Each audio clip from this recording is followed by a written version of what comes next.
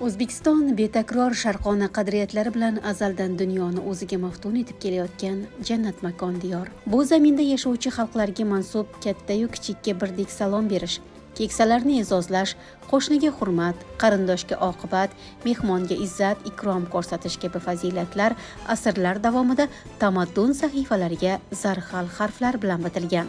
Har bir xalq o'zining qadriyatlarini va madaniy merosini urf-odatlar va an'analar orqali avloddan avlodga yetkazadi. Bu qadriyatlar xususan yoshlarning axloqiy va ma'naviy rivojlanishida muhim rol o'ynaydi. So'lim va Purviqor Urgut tumanining Tersak mahallasida milliy qadriyatlarimiz keng quloch yoygan. Fusunkor ko'klamning musaffo havosi qir-adirliklarda o'zgacha shukuhli, tarovatli. Sarin nasimlar ko'ngillarga surur bag'ishlaydi. Yashil maydonda momolarimiz jam bo'lib, yoshlarga milliy qadriyatlarimiz, sharqona urf-odatlarimizni o'rgatishmoqda. Ota-bobolarimiz, momolarimizdan meros asriy an'analar o'sib kelayotgan yosh avlod qalbi va ongida milliy o'ziga xoslik, qadriyatlarimizga nisbatan daxldorlik hissini uyg'otishga xizmat qiladi. Milliy an'ana-yu udumlarimiz, shu jumladan xalq o'yinlari sayqallanib, o'ziga xos qadriyat sifatida avlodlardan avlodlarga o'tib bormoqda. Ularni ardoqlagan yoshlar qalbida vatanga muhabbat tuyg'usi qaror topadi. Milliy ruh shakllanib, xalqimizning an'ana va urf-odatlarini e'zozlash hissi yanada kuchayadi. Milliy qadriyatlar yoshlarni sharqona ruhda tarbiyalashning eng ta'sirchan vositalaridan biridir. Bu an'analar qanchalik keng yoyilsa, vatanparvar yoshlar safi shunchalik kengayadi. Milliy liboslar, milliy qadriyatlar, milliy urf-odatlarga bo'lgan ehtirom, hurmat yoki o'sha an'analarni yosh avlodlarga uzatish jarayonlari juda ham ko'tarinki ruhda amalga oshirilyapti. Va har bir hududda o'ziga xos udumi bor, o'ziga xos an'anasi bor. 120 ta mahallamizda 120 xil an'analar. Mahallalarga kirib, to'g'risi o'sha haqiqatdan ham mana shu qadriyatlarimizni xalqimiz, ayollarimiz saqlab kelayotganini ko'rib biz xursand bo'lyapmiz.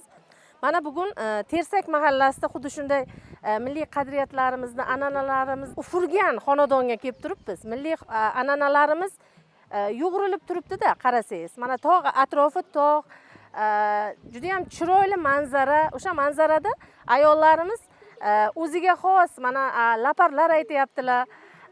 Bahoriy kayfiyatda o'smalar qo'yyaptilar qizlarimizga yoki urchuq egirishni, kuvi pishishni yoki bo'lmasa alla aytish jarayonini, kelin salomni qizlarimizga yetkazib berishga harakat qilyapti. Mana bu urf-odatlar tumanimizning barcha mahallalarida xuddi mana shunday kayfiyatda har kuni bu jarayonlar amalga oshirilyapti.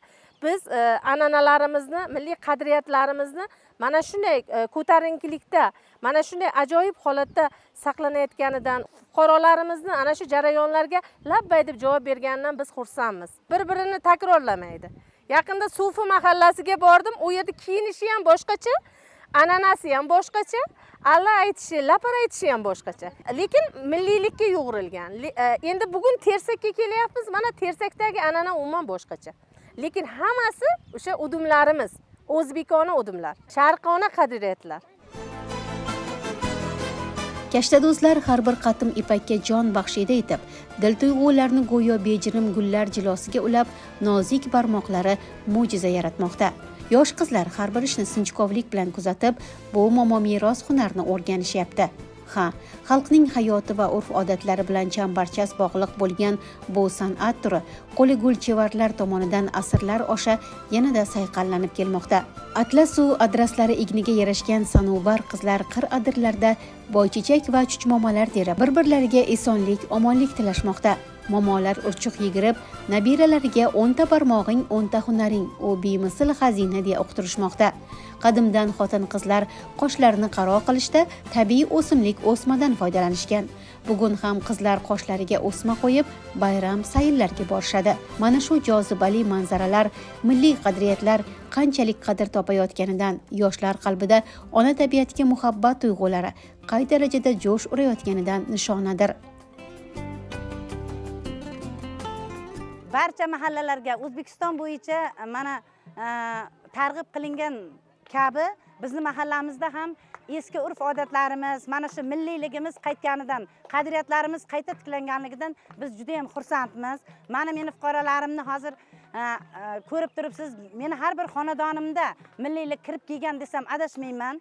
Chunki bu yerda chanqovuzchi opalarim, ko'pi pishadigan, yor aytadigan, kelin salomlarimizni olib boradigan, kashtachi, zardozlik bilan shug'ullanadigan, shu paxtalarni savalab, paxta ko'rpachalarga soladigan opalarimiz o'sha ishlarini hanuz davom ettirib keladi. Bundan juda ham xursandman. Milliyligimiz qaytdi va unga har bir yoshlarni, qari momolarimiz, onaxonlarimiz yoshlarimizga, uydagi kelinlarga, qizlariga hunarmandchiliklarni o'rgatib boryapti. Kelinlarimiz, qizlarimiz barchasi tikuvchilikka qiziqib, o'zlari mana shu sarpo seplarini va ustimizdagi mana shu liboslarimizni barchasini biz sotib olmayapmiz hozirgi kunda bozorlarga borib, aksincha bozorlarga tikib chiqaryapmiz. Men xotin-qizlarimizni ana shu ishlardan mamnunman. Ochiq osmon ostida, bahavo tabiat qo'ynida, so'lim go'shada o'lan u laparlar qizigandan qizidi. Bir tomonda kelida bug'doy yanchayotgan qizlar, so'l tomonda qizaloqlar arg'imchoq uchishmoqda. Bu milliy qadriyatlarimiz, ma'naviyat sarchashmalaridir. Kelin salomlarda ham o'zbekona urf-odatlarimiz tarannum etildi. Men bolaligimda onalardan qolgan eski urf-odatlarni va o'zimizga tegishli bo'lgan mana masalan arg'umchoqlar, o'sha happaklar o'ynab, toshlar o'ynab, masalan milliylik o'rchirganlarini, eski gilamlar to'qiganlarini, yana kashtalar tikkanlarini ko'rib katta bo'lganman. Mana hozir biz kelajak avlodga o'shalarni davomchilarimizga, ya'ni kelajak avlodimizga bardavom bo'lish uchun o'rgatib kelmoqdamiz. Har bir xonadonga kirsangiz, kashtadozlik, to'ndozlik, qalpoq tikishlar, jiyak tikishlar, hamma urf-odatlarimiz mujassam etilgan. Bu milliy hunarmandchiligimiz, milliy qadriyatlarimizni hech qachon yo'qotishga haqqimiz ham yo'q, yo'qota olmaymiz ham. Kelajak davomchilarini milliy qadriyatimizga o'rgatib davom ettirib bormoqdamiz. Qadriyatlarimiz qadrini, tarovatini amalda har bir o'zbek oilasida, mahalla ko'yda ko'rasiz. To'y ma'rakalar, hayit-u hasharlar mahallalarda o'zgacha aks etadi. Birdamlik, mehr-oqibatni oshiradi, o'zaro totuvlikni mustahkamlaydi. Bu esa xalqimizning turmush tarzi, ota-bobolardan bizga meros bo'lib kelayotgan nodir xazinadir. Bizni qishlog'imizda milliy qadriyatlarimizga e'tibor juda ham katta. Ayniqsa qizlarimiz hozirgi kunda milliy kiyinishga qiziqishyapti va adras va atlaslarimiz bugungi kunda mavsumiy liboslarga aylangan. Biz bugungi kunda milliy qadriyatlarimiz yanada rivojlanishi uchun milliy liboslarimizni kiyib, chiroyli, go'zal bo'lib yurishga odat qildik.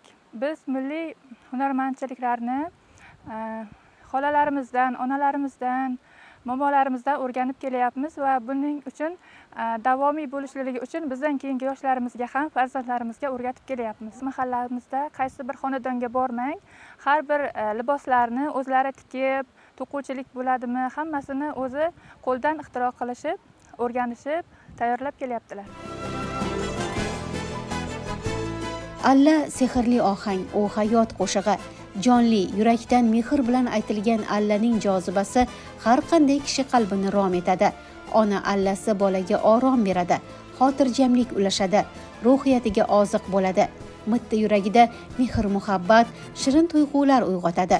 Alla orqali go'dak ongi va qalbiga muhrlangan milliyligimiz kelajakda uning o'z ota-onasiga, vataniga, yurtiga, xalqiga, millatiga bo'lgan sadoqati, muhabbati ila namoyon bo'ladi. Ma'naviy yetukligida o'z so'zini aytadi. Hozirgi bolalarimiz ko'p allani eshitmay qo'ydi. Shu uchun bolangizga alla aytib katta qiling. Fikrlash doirasi yaxshi bo'lib o'sadi. Shu uchun eski udumlarimizni qilingizlar, allalarni albatta aytib bolani ulg'aytiring. Milliy qadriyatlarimizga kiradi bu ham. Alla aytay jonim bolam, quloq solgin alla. shirin allam tinglab asta orom olgin Allah boshginangga tojlar kiygin o'sib ulg'ay jon bolam baxtimga sen katta bo'lgin ko'zmunchog'im Allah baxtimga sen katta bo'lginay ko'zmunchog'im Allah Beshtosh, oq terakmi, ko'k terak kabi milliy xalq o'yinlarini ham yoshlar bugun zavq bilan o'ynashmoqda. Chanqovuzning qalblarni sel qilib yuborishga qodir nolalari tarala boshladi.